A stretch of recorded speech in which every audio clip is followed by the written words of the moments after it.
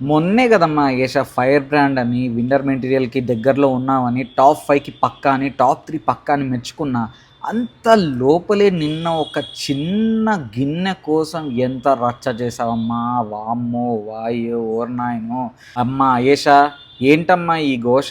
చిన్న గిన్నె గురించి అంత గొడవ పెట్టుకోవడం, ఓవర్ యాక్షన్ చేయడం అండ్ రీతు అలా వెళ్తుంటే వెవే అని వెక్కిరించడం నాకైతే చాలా ఇరిటేటింగ్గా అండ్ ఓవర్ యాక్షన్గా బాప్ అన్నట్టు అనిపించింది.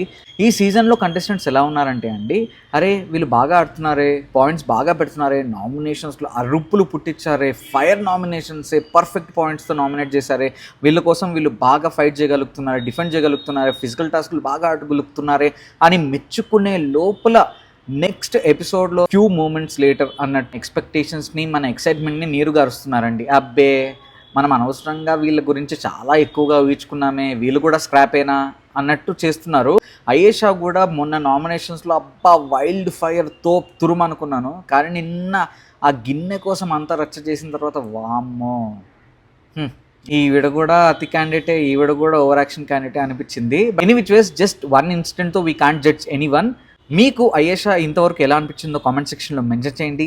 రీతుతో గొడవ గురించి మీకేమనిపించిందో కామెంట్ సెక్షన్లో మెన్షన్ చేయండి. అండ్ రీతు వర్సెస్ అయేషాలో ఎవరు కరెక్ట్ ఎవరు రాంగ్ అనేది కూడా కామెంట్ సెక్షన్లో మెన్షన్ చేయండి. Don't forget to like, share and subscribe. Life ఏ జిందగీ.